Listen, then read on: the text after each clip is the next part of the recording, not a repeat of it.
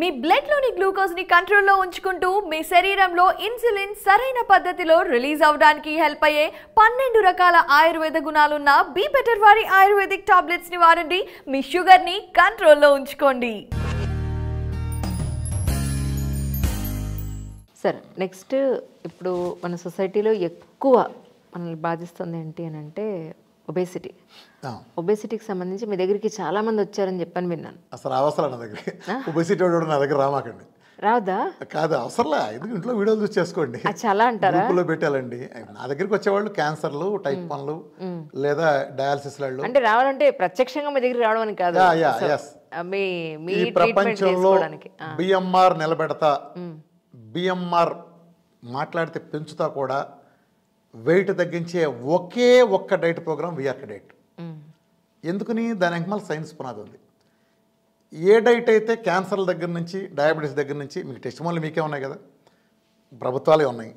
ఇప్పుడు నేను బసతారకం లాంటి హాస్పిటల్లో డాక్టర్ నోరి గారి పక్కన కూర్చోబెట్టుకుని నేను ఒక సెషన్ చెప్పగలిగానంటే, నా వెర్షన్ని ఆంకాలజిస్టుల టీంని బసతారకంలో చెప్పగలిగానంటే, అంత స్థాయిల ముందు మనం కూర్చొని క్యాన్సర్ గురించి కానీ ఇంకో దగ్గర చాలా మంది మాట్లాడగలమా? మెటబాలజీల గురించి మాట్లాడి వాళ్ళు మెప్పించి నేను ఒక వీడియో కూడా ఆయన చేశారంటే, చెప్పి ఒప్పించాను కదా, వాళ్ళు ఆచరించారు లేదని వేరే విషయం. చెప్పిందా ఆచరించాలి రూలే లేదు, కానీ నా సిద్ధాంతం కరెక్ట్ అని చెప్పి నేను వాళ్ళనే ఒప్పించాను కదా. అంటే ధైర్యంగా ఎవరిని ఫేస్ చేస్తున్నాను? వాళ్ళనే ఫేస్ చేస్తాను. అల్లోపతి నేను ఇందాక చెప్తాను కూడా అదే అగనం. అల్లోపతి నేను ఎందుకు గెలుతాను? వాళ్ళని మార్చుకుంటే ప్రపంచానికి మేలు జరుగుతుంది. కానీ వాళ్ళు అల్లోపతి అంటే రెండు ఉన్నాయమ్మ. మనకు ముందు కనిపించే ఫ్రంట్ రేసర్లంతా సైనికులు లాంటి వాళ్ళంతా డాక్టర్లు, కానీ వెనక మనం నడిపించే ఉన్నాయి. ఈ నడిపించే కేంద్రాలతో మాఫియా అన్నమాట. డాక్టర్లు కాదండి, డాక్టర్లు నిజంగా దేవుళ్ళు అంటాడు. నిజంగా కరోనా లాంటి వాటిలో దోచుకున్న పిచ్చి మాటలు మాట్లాడారమ్మా. ఏమంతా వాళ్ళ జీతం తప్పితే ఏమైనా వచ్చిందా వాళ్ళకి? చెప్పమ్మా. వాళ్ళు మినిమం తప్పితే వాళ్ళు ఎన్ని కష్టాలు పడ్డారు ఆ పర్మిషన్లు దానికంతా. దోచుకున్నదంతా జీవితకాలంలో చెత్తపుచ్చుకోకుండా చేయపుచ్చుకుండా చేసిన వాళ్ళు కదా చేసేదంతా. కార్పొరేట్ వాటికి వెళ్తే ఎవడమ్మా ఒకటిద్దరికే గమ్మ వచ్చేదంతా, వేల మంది లేదు గమ్మ. జీతాలు కూడా కారు, ఈమెయిల్ కూడా కొట్టి కార్లు కూడా ఎత్తుపోయారు మళ్ళీ ఆ టైంలో. అంటే వాళ్ళని అక్కడ మనం మారిస్తే ఇది అవుతుంది. కానీ దురదృష్టవశాత్తు ఏంటంటే, ఈ ప్రపంచంలో అత్యంత బలమైన వాళ్ళు ఎవరు ఉన్నారంటే, అమెరికా అధ్యక్షుడి చేత కూడా క్యాబినెట్ ఏం చేయించగల కెపాసిటీ గల వాళ్ళు ఎవరు ఉన్నారంటే అది మెడికల్ కంపెనీలు. వాళ్ళు చూడమ్మా, ఏది కావాలంటే అది చేయించగలరు. ఆ మాఫియా మోటా తెలుసుకుంటే ఏమైనా చేయించగలరు. ఎందుకు? కరోనాలో మనం చూసాం కదా విశృంఖలత్వం. ఎందుకు పనికి రాకుండా మిగిలిపోయిన మలేరియా డ్రగ్గులు, హెచ్ఐవి డ్రగ్గులు, ఇది ముడ్డి నొప్పి డ్రగ్గులు, మూతి నొప్పి డ్రగ్గులు మొత్తం రుద్దేశారుగా. ఎక్కడెక్కడ మిగిలిపోయిన స్టాకులు మొత్తం తోసేశారు. ఎంతంత రేట్లకు ఎంతంత చేసి ఎట్ట పెట్టి చేశారు. వ్యాక్సిన్లు కూడా గురించి నిన్న మొన్న కొత్తగా పోస్ట్ చేశారు. అవునమ్మా, వ్యాక్సిన్ సెంట్రల్ గవర్నమెంట్ ఏం చెప్పింది? వ్యాక్సిన్ వల్ల సైడ్ ఎఫెక్ట్ వస్తే మా బాధ్యత లేదు అని చెప్పింది. మరి బాధ్యత లేకపోతే నువ్వు బాధ్యత తీసుకుని నువ్వు జైల్లోకి వెళ్ళినా సిద్ధపడకపోతే మరి ఎందుకురా బలవంతం చేసి వ్యాక్సిన్ లేకపోతే నీట్ పరీక్ష రాయడానికి వెళ్ళేది. ఇప్పుడు మా అమ్మాయి ఉంది, నీట్ పరీక్ష రాయడానికి వెళ్ళేటప్పుడు మా అమ్మాయి చేయించుకోవాలి, వ్యాక్సిన్ చేయించుకోవాలి, చాలా ముందుకేసింది. నీట్గా అది లేదా అలౌ చేయమన్నారు. మరి అక్కడ అక్కడ మాకు బాధ్యత లేదు అని అంటే మరి బాధ్యత లేనాడు నువ్వు ఎయిర్పోర్ట్లోకి రానివ్వకుండా ఎక్స్ట్రా లేసి ఎన్ని చేయించి అందరి దగ్గర పెట్టించినాక మరి ఎవరికైనా తగ్గిందా? మరి అడిగేవారు ఎవరు సార్ దీని మీద? నా బోటాడు అడుగుతున్నాడుగా. ఉపయోగం ఏంటి సార్? అక్కడ ఏమన్నా కొత్త మార్పులు జరుగుతున్నాయా చెప్పండి. ఒక్క మనిషి ద్వారా మార్పు వచ్చే అవకాశం ఉందా? మార్పులు అంటే ఒకటి ఉందమ్మా. అట్లాని ఒక నీచత్వం అన్యాయం జరుగుతున్నప్పుడు ప్రశ్నించేవాళ్ళు లేకుండా వదలకూడదమ్మా. రాజుగారు బట్టలు లేకుండా తిరుగుతాడు, ఆడెవడో మాట్లాడు. కానీ ఒరే నీకు మొండుమూల అనే విషయం నాకు తెలుసురాని కానీ ప్రజల్లో ఒకటి చెబితే మళ్ళా రాజుగారు ఆ బట్టలతో బయటరాడు, ఆ మొండుమూల బట్టలతో బయటరాడు. అర్థమైందమ్మా? విజిల్ బ్లోయర్ ఉండాల్సిందే. ఇప్పుడు ఇవాళ ఆంధ్ర రాష్ట్రం చూసుకోమ్మా. నేను రాకముందు, నేను చెప్పకముందు డయాబెటీస్ అంటే మందులు మందులు మందులు జీవితంలో తగ్గదన్నారు. ఇప్పుడు ప్లేట్లు మార్చిన బ్యాచ్ అంతా డయాబెటీస్ కూడా తగ్గుతుందని వాళ్ళే ప్లేట్లు మారుతున్నారు. గమనించామా? పెద్ద పెద్ద కార్పొరేట్ హాస్పిటల్ డయాబెటిక్ మందులతో కూడా లైఫ్ స్టైల్తో మారుతుంది. మరి ఇన్నాళ్ళు ఏమయ్యారా? ఎందుకు తగ్గచ్చు లైఫ్ స్టైల్తో? మేము చెప్పేమని లేదు. ఎందుకని రాయ్యా? నీ మాటలని ఇంజక్షన్లో పొడుచుకుంటున్నారే, నీ మాట ఎనరా, ఈ డైట్ చేయమంటే ఎనరా? నువ్వు చెప్తున్నావా? ఇంకో జోక్ ఏంటంటే చాలామంది అంటారమ్మా, మేము చెబుతున్నాం డైట్. ఏం చెబుతున్నావా నువ్వు డైట్? అన్నం మానే చపాతి అంటున్నావు, పూరి మానే అంటున్నావు, దీని డైట్ అంటారా? నేను గ్లూకోజ్ మానాలరా బాబు అంటే ఫ్యాట్ తినాలరా అంటే నువ్వు అన్నం మానేసి ఇడ్లీ తిను, 2 ఇడ్లీ మానేసి 1 ఇడ్లీ తిను, ఒక్క రాయి ఏ రాయితో రాలు కొట్టుకుంటే మా పళ్ళు, ఆ రాయి బదులు ఈ రాయి. ఏదైనా గ్లూకోజే కదా, గ్లూకోజ్ అంటుకోకూడదు కదా. గ్లూకోజ్ తాత్కాలికంగా రావాలి. ఇలానే ఇదేనమ్మా, తెలియకమ్మ ఎంత ఏంటంటే వేరే వాళ్ళు తెలియకపోవచ్చు, కానీ వైద్యంలో వాళ్ళైతే ఒక్కటి మాత్రం వాస్తవమ్మా. ఒక డ్రామా ఎలా జరుగుతుందో చూడమ్మా నువ్వు. నా పోటాడు ఒకడు వచ్చి, ఇప్పుడు నేనే పాపులర్ పర్సనే కదా, ఓ టీవీలో ఒక వ్యక్తిని ఇటు కూర్చుంటే 6 డాక్టర్లని పెద్ద పెద్దలను అటు కూర్చోబెట్టారంటే నా బొమ్మ వేసేసారంటే నా పెద్ద ప్రాధాన్యత జరుగుతుంది కదా వెయిట్. ఓ పెద్ద పెద్ద ప్రైమ్ టైం డిబేట్లో లేకపోతే అందరు కూర్చుని హోరాహోరీ జరిగింది అనుకోమ్మా, నా మీద జరుగుతుంది కదా. జరిగినప్పుడు వాళ్ళు అనాల్సింది ఏంటి, రామకృష్ణ ఎలా ఇప్పుడు మేము చేస్తాం, నేను ఓపెన్గా చెప్తున్నా ఇదిగో నా టెస్ట్ మోల్ ఉందని, మాకు తగ్గదో నీ టెస్ట్ మోల్ తీసుకురారా, దమ్ముంటే తీసుకురా, అసలు తేపడి ఎక్కడ తగ్గింది, తగ్గుతుందా చూపించు అని నిలదీయాలిగా. దొంగలలో పారిపోతారు చూడమ్మా, అసలు పారిపోతారు. ఎవ్వరూ టెస్ట్ మోల్ కూర్చోడు. ఆ హేతువాదుల ముఠా ఉంది, హేతువాదుల పేరు చెప్పిన ముఠా ఒకటి. మిగిలిన వాళ్ళలో సరే నేను ఒకటి తప్పు చేశారు కానీ మిగిలిన నేను అన్నాం. ఇప్పుడు సైంటిస్ట్ గొప్ప సైంటిస్ట్ ర్యాకెట్ ఎగరేసేవాడు ఉంటాడు, ఆఖరిలో తీసుకెళ్ళి ఆ దేవుడి దగ్గర దీని దగ్గర తాయెత్తో దాన్ని కట్టాడు అనుకోమ్మా, మీరు అతను అది సైన్స్ అవుతుందా, తాయెత్తు కట్టడం సైన్స్ అవుతుందా, ర్యాకెట్ ఎగరేసే నాలెడ్జ్ సైన్స్ అవుతుందా, తాయెత్తు కట్టాడు కరెక్ట్ అవుతుందా. అట్టానే ప్రతి వాళ్ళకి పుర్రుకో చిన్న బుద్ధి ఏదో ఉన్నట్టు ఈ మా హేతువాదులు కూడా మిగిలిన బాగానే ఉన్నా ఇట్లా ఈ సైన్స్ అనేటప్పటికి వాళ్ళకి పూనకం వస్తుంది. ఆ పూనకం వచ్చి సైన్స్ అనేది చెప్పేది కరెక్ట్ అనే భ్రమలో ఉంటారు. ఒక మతవాడు నా మత గ్రంథంలో రాసిన కరెక్ట్ అని అలా అనుకుంటాడు, ఈ మెడికల్ మాఫియా వాళ్ళు ఏది రుద్దితే కరెక్ట్ అనే భ్రమలో వాళ్ళు ఉంటారు. ఆ భ్రమలో ఉండి ప్రజలు అలా నాశనం చేస్తారు. నేనేం కొడుతున్నాను స్ట్రైట్ క్వశ్చన్, డయాబెటీస్ తగ్గినాడు జైల్లో పెట్టట్టు అంటాను కదా, రౌడీ ఛాలెంజ్ అని తప్పించుకుంటారు. రౌడీ ఛాలెంజ్ ఏంటమ్మా, నువ్వు అంజలి నువ్వు ఫ్రాంక్గా చెప్పు, ఈ ప్రపంచంలో మందులతో దగ్గర ఒక పేరు చెప్పండి 2 కోట్లు ఇస్తాను బహుమతి నేను అన్నాను అనుకో, ఇది రౌడీ ఛాలెంజ్ అవుతుందా సైన్స్ ఛాలెంజ్ అవుతుందా? Science absolutely. ఎవడన్నా 1 కోటి మంది ఉంటే ఇది సైన్స్ ఛాలెంజ్ అంటారు రౌడీ ఛాలెంజ్ అంటారు? Science challenge. పోనీ మీ జాతకాత నా దగ్గర పంపండి, నీ దగ్గర లేకపోతే నేను 2 కోట్లు ఇస్తానంటే నేను ఇక్కడ పంది వల్ల బహుమతి అన్నాను. నేను బహుమతి అంటాం తప్పేం లేదు, తప్పలేదు. ఇదే కదా హేతువాదం అంటే. ఎందుకు పారిపోతున్నారు? నా మీద ఎవడో ఏడుస్తాడు అనుకో, చైనాలో నేను అవార్డు తీసుకున్నా, ఒకడు అంటాడు నీ చైనా బండారం బయట పెడతా అంటాడు. బండారం అనే మాట ఎప్పుడు మాట్లాడాలి? నీ దగ్గర కాంక్రీట్ ఇన్ఫర్మేషన్ ఉండి రేపో మాపో బయట పెట్టని అడిగినప్పుడు బండారం వాడాలి. ఆడేమంటాడంటే ఇచ్చే స్టేట్మెంట్ కూడా నేపాల్ హైదరాబాద్లో నేపాల్లో 10 మందిని పిలిచి సెట్టింగ్ చేస్తే చైనా అవార్డులు చాలా తీసుకోవచ్చు అంటే నీ ఉద్దేశం నేను నేపాల్ వాళ్ళతో సెట్టింగ్ చేయించి ఒక సూటు బూట్ వేసుకుని అవార్డులు హైదరాబాద్ తీసుకున్నానని. మరి పనికిమాలాడ మరి చాంగ్చింగ్ హైజీ university world one of the top యూనివర్సిటీలో మరి నా ఫోటోలు ఎందుకు వేశారు అక్కడికి? పోనీ ఆ పేర్లన్నీ ఉన్నాయిగా, చైనాలో మన ఇండియన్స్ బోల్డ్ మంది చదువుతున్నారుగా, ఈ కమ్యూనిస్ట్ బ్యాచ్ అంతా చదువుతున్నారుగా, వెళ్ళండి అక్కడ ఉందో లేదో తెలుస్తుందిగా, నా పేరును ఉందో లేదో కొడితే తెలిపోద్ది కదా, నా సర్టిఫికేట్ కరెక్టో కాదో అందులో ఉన్నాయో తెలిపోతుంది. ఇవాళ తేల్చడం సేపమ్మా ప్రపంచంలో, మరి ప్రూవ్ చేయొచ్చు కదరా, బండారం బయట పెట్టచ్చు కదరా. అసలు బండారం అని మాట్లాడుతున్నావు అంటే ముందుగానే అంటే నీ కడుపుబ్బరం, నువ్వు నమ్మలేకపోతున్నావు. వీడేంటి ఇప్పుడు వీడేంటి అలా అసలు అక్కడికి వెళ్ళి అవార్డు తీసుకుంటూ వెండి నువ్వు నమ్మలేక దాన్ని బండారం అంటున్నావు. నువ్వు నమ్మలేనప్పుడు బండారం అనకూడదు. పనికిమాలోడా నువ్వు హేతువాది అయితే ఏమనాలంటే నా దగ్గర ఈ ఆధారం ఉంది, వీడు పనికిమాలోడే చెప్పాలి. నీ దగ్గర ఆధారం ఏముందిరా, ఎందుకు జరిగి నేను ఓపెన్గా పెడుతున్నా, అది కాదని నువ్వు ప్రూవ్ చేయి. ఒరే నువ్వు ప్రూవ్ చేస్తే నీకు 2 కోట్లు ఇస్తానని చెబుతున్నా. ఇంకో ఆఫర్ కూడా ఇచ్చానమ్మా, ఎవడన్నా పనికిమాలని నా గురించి మాట్లాడినప్పుడు ఏం చేయాలి, నా సిద్ధాంతాన్ని వ్యతిరేకించాలి, అంతే కదా. రామకృష్ణ నువ్వు ఈ సిద్ధాంతం చెబుతావు నెయ్యి వేసుకోమని, ఈ నెయ్యి వేసుకుంటే ఇలా పోతాడు, ఇలా కోడిగుడ్డు ఎలా తింటే ఇలా పోతాడు, ఇలా నువ్వు చెప్పాలి. అప్పుడు సబ్జెక్ట్ మాట్లాడదాం, నా సైన్స్ పేపర్లు నేను తీసుకొస్తా, నా టెస్ట్ మోల్ని తీసుకొస్తా, కూర్చొని మాట్లాడు కదా. కరెక్ట్.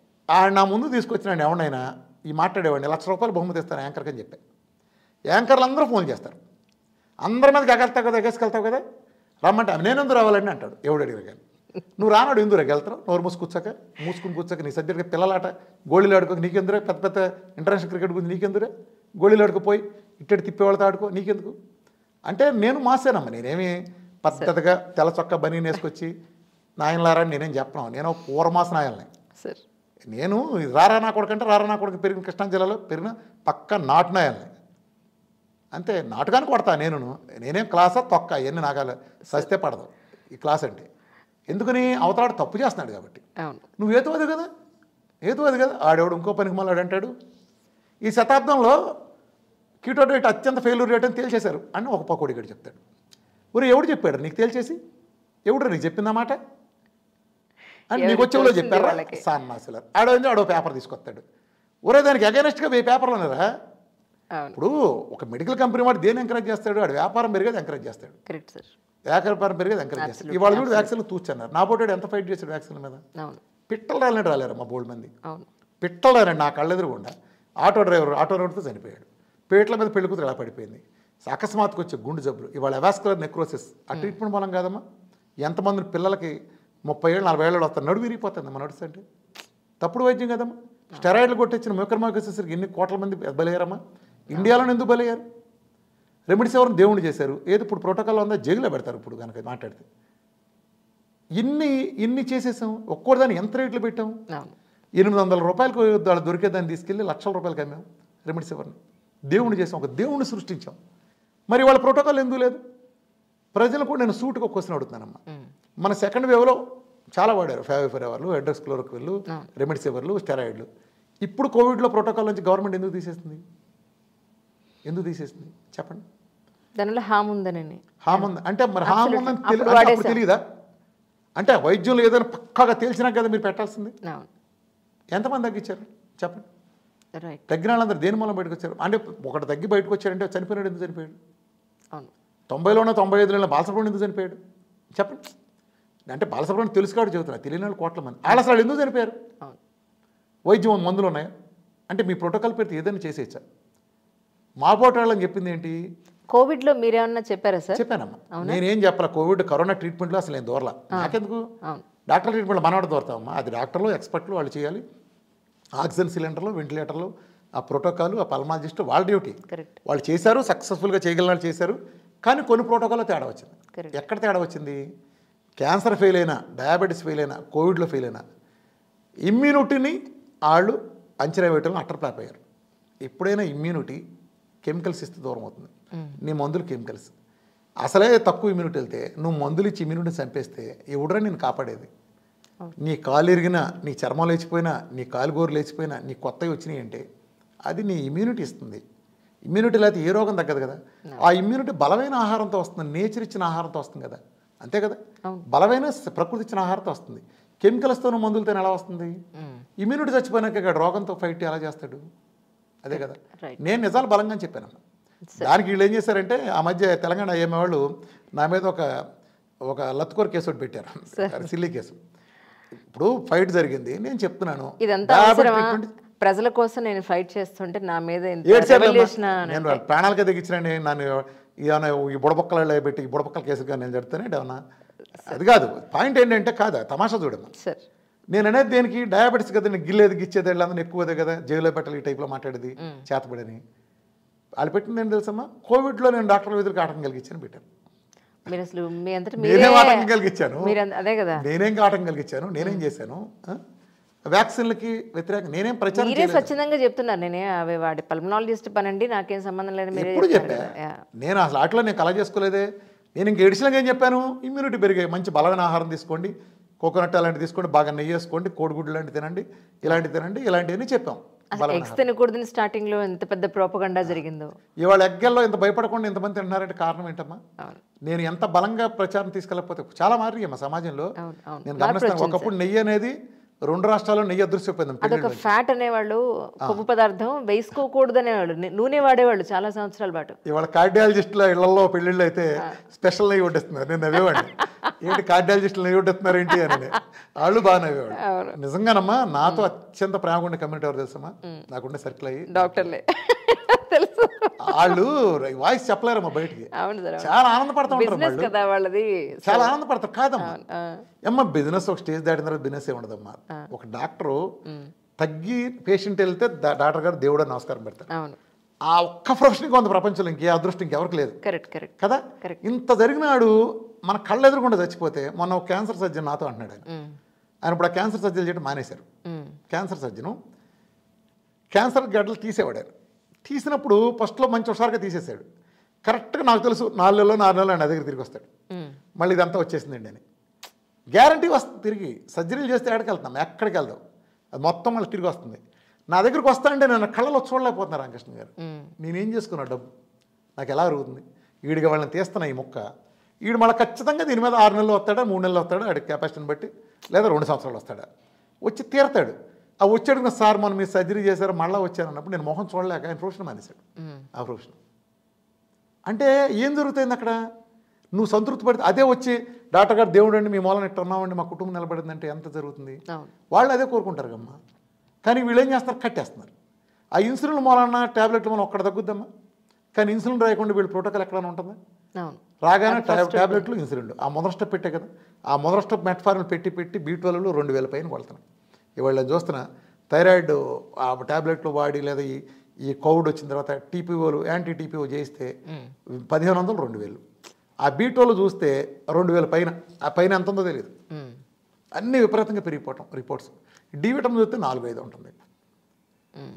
ఈ సరి చేస్తే ఏం లేదమ్మా, సింపుల్గా ప్రతి మనిషి సెల్ మనం కరెక్ట్గా ఉండాలంటే మంచి న్యూట్రిషన్ 8 రంగుల్లో ఉండే కూరగాయలు కానీ ఆహారాలు కానీ తీసుకోవాలి. ఇది ప్రకృతి ఇచ్చిన రూలు. మనం డిఫరెంట్ రంగుల్లో ఉండి అవును సార్, ఒక జాంకాయ, ఒక కమలాకాయ ఇలా, లేదా ఒక వంకాయ, ఒక బెండకాయ లాగా తీసుకుంటే కరెక్ట్గా అందుతాయి మనకి. కరెక్ట్. కానీ వాళ్ళు మనం ఏది తిన్నా 1 తింటాం తప్పితే 2 తింటాం తప్పితే మిగతా తినం. మీ బ్లడ్ లోని గ్లూకోజ్ ని కంట్రోల్లో ఉంచుకుంటూ మీ శరీరంలో ఇన్సులిన్ సరైన పద్ధతిలో రిలీజ్ అవడానికి హెల్ప్ అయ్యే 12 రకాల ఆయుర్వేద గుణాలున్న బీ బెటర్ వారి ఆయుర్వేదిక్ టాబ్లెట్స్ ని వాడండి. మీ షుగర్ ని కంట్రోల్లో ఉంచుకోండి.